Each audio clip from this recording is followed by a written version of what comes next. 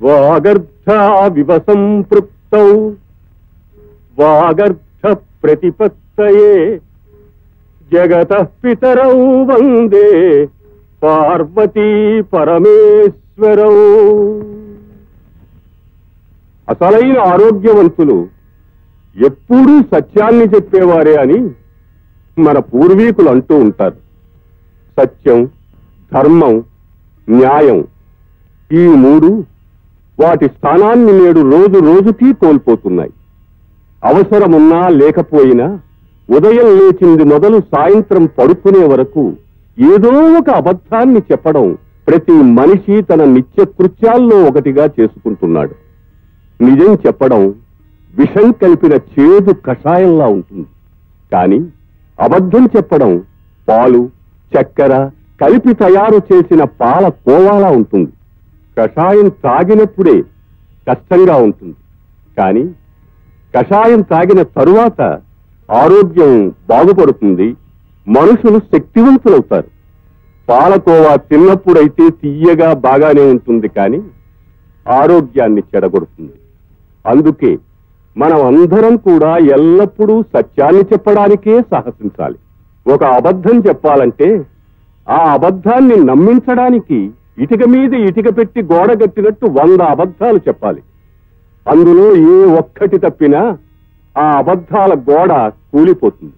నిజమేననుకోండి, మరి నిజాన్ని నిలబెట్టడం కోసం కదండి హరిశ్చంద్రులు రణకెట్టాలు పడ్డారు. అందుకే అతను పురాణ పురుషుడు కాగలిగేది. అసలు హరిశ్చంద్రుడు పురాణ పురుషుడుగా చరిత్రలో ఎందుకెక్కాడు?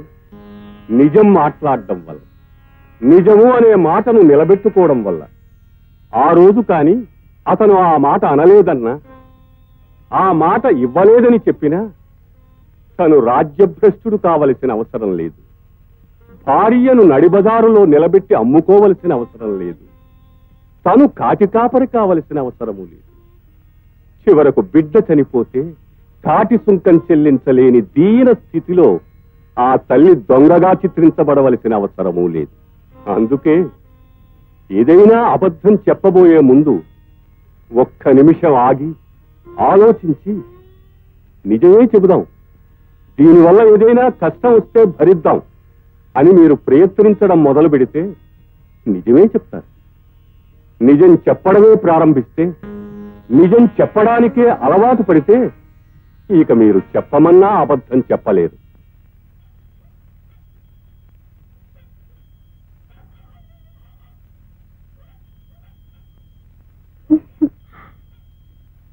ఏమిటి ఎన్నిసార్లు పిలిపించుకుంటావు? ఏదో మోజుపడి అడిగితే మగవాడు కాదు.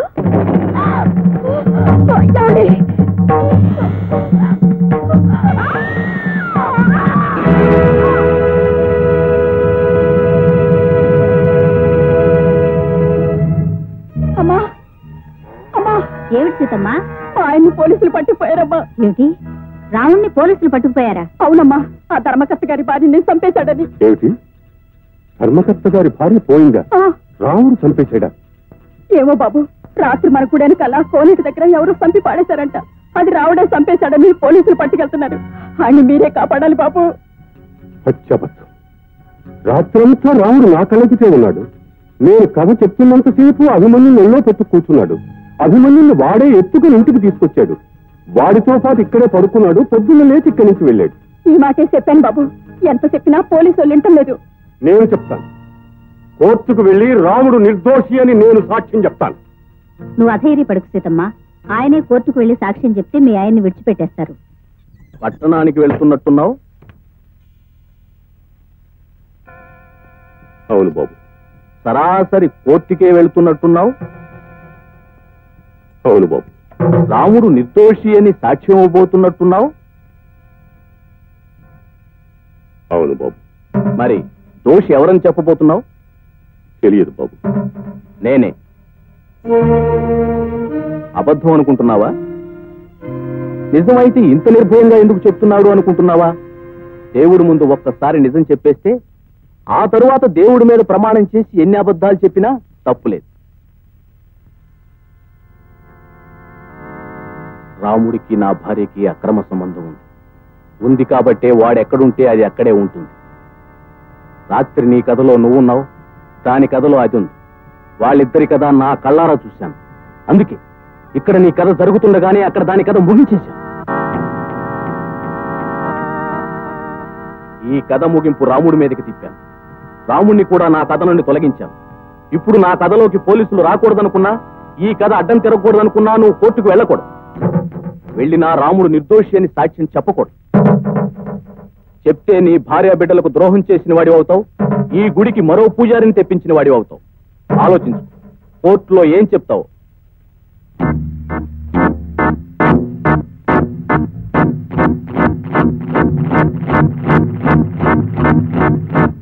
దేవుని మీద ప్రమాణం చేసి అంతా నిజమే చెప్తాను, అబద్ధం చెప్పను.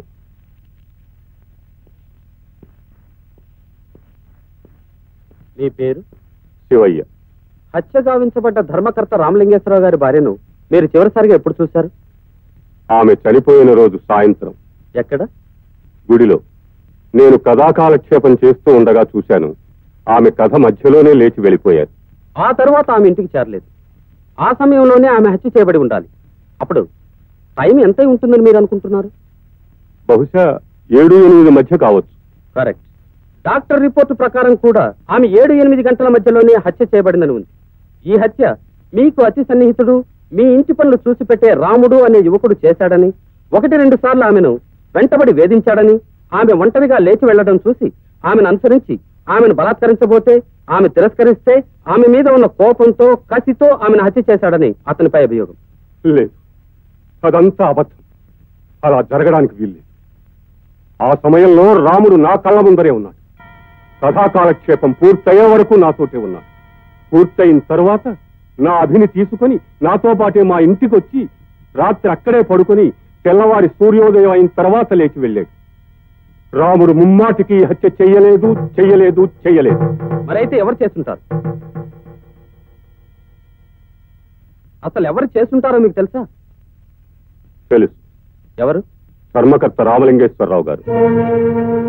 భర్త తన భార్యని తన చేతులతో హత్య చేశాడా? ఇంపాసిబుల్. తనే స్వయంగా చెప్పారు. ఒక నేరస్తుడు నేరం చేశానని కోర్టు ముందు చెప్పకుండా మీ ముందు చెప్పుకున్నాడా? నాకు భయపడి చెప్పలేదు, నన్ను భయపెట్టడానికి చెప్పాడు. నేను కోర్టుకొచ్చి సాక్ష్యం చెబితే నన్ను, నా కుటుంబాన్ని సర్వనాశనం చేస్తానని బెదిరించి మరీ చెప్పాడు.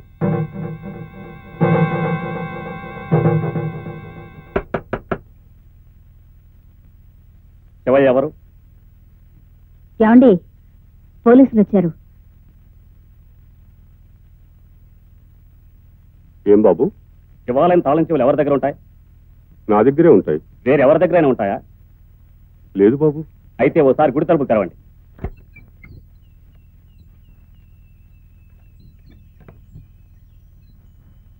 మీరు ఇక్కడే ఉండండి, లోపలికి వెళ్ళండి. ఏమిటి బాబు, ఏమిటిదంతా? దేనికోసం? సార్, ఇది దొరికింది.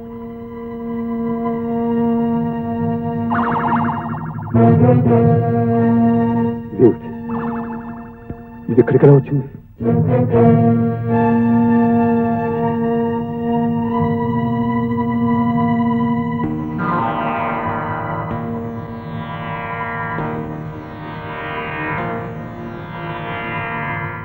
సాక్ష్యాధారాలను బట్టి ఈ హత్య రాముడే చేసినట్టు కోర్టు వారు నమ్ముతున్నారు. ఐపీసీ సెక్షన్ 302 ప్రకారం అతనికి 7 సంవత్సరాలు శిక్ష విధించడమైనది. అతనితో పాటు మరణశిక్ష విధించవలసిన హత్యా నేరంలో భాగస్థుడైన హంతకుడికి అనుకూలంగా తప్పుడు సాక్ష్యం చెప్పి అతన్ని రక్షించ ప్రయత్నం చేసినందుకు శివయ్య అనబడే ఆ ఊరి గుడి పూజారికి ఐపీసీ సెక్షన్ 201 ప్రకారం 7 ఏళ్లు శిక్షను, హత్యకుపయోగించిన ఆయుధాన్ని పవిత్రమైన దేవాలయంలో దాచి పోలీసుల్ని తప్పుత్రోవ పట్టించాలని ప్రయత్నించినందుకు మరో 3 ఏళ్ల కఠిన శిక్షను కోర్టు వారు ఖాయపరచడమైనది.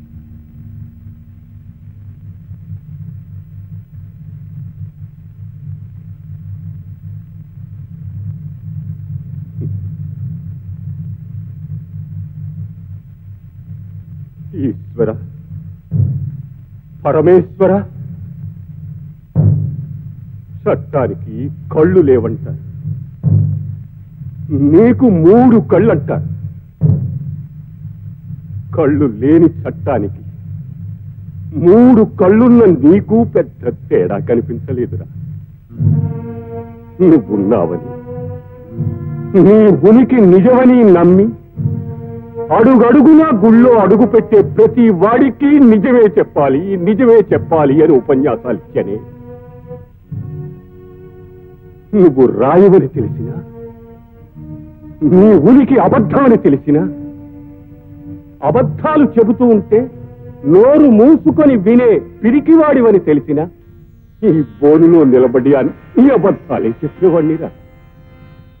నిజం చెప్పడమే నేరమైతే ఇలా 10 మంది ముందు నన్ను నిలబెట్టి శిక్షించడానికి బదులు ఈ తలుపులు తీసినప్పుడు మూసినప్పుడు నన్ను ఒంటరిగా నిలబెట్టి నిజం చెప్పకురా, తప్పురా అని చెప్పుంటే నేనిక్కడ నిజం చెప్పుండేవాణ్ణి కాదు స్వామి. 30 ఏళ్లుగా నీకు చేస్తున్న సేవకి పుణ్యఫలంగా 10 ఏళ్లు శిక్ష విధించేవా స్వామి? శంకర, ఈ 10 ఏళ్లు శిక్ష అనుభవించి తిరిగి వచ్చిన తర్వాత నన్ను ఏం చేయమంటావయ్యా? నన్ను ఇంకెవరికి సేవ చేయమంటావయ్యా?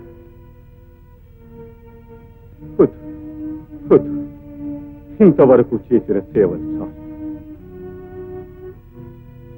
నువ్వు నిజంగా దేవుడు అయితే ఈ చట్టాలకి, న్యాయాలకి, ఈ సాక్ష్యాలకి, ప్రతి సాక్ష్యాలకి, ఈ వాదులకి, ప్రతివాదులకి నువ్వు భయపడితే, నలుగురిలోకి వచ్చి నిలబడడానికి నీకు భయం అయితే నాకు కనిపించవయ్యా, నాకు కనిపించు. నేను నిన్ను నమ్మింది నిజమైతే, నేను నిన్ను ఆరాధించింది నిజమైతే, నేను నీకు చేసిన సేవలు నిజమైతే, నేను ఎవరిని నిందించకపోవడం నిజమైతే, పరుషంగా మాట్లాడకపోవడం నిజమైతే, నా సేవలు నిస్వార్థమైతే, అది నిజమని నువ్వు నమ్మితే రా, నన్ను తీసుకుపో, రా.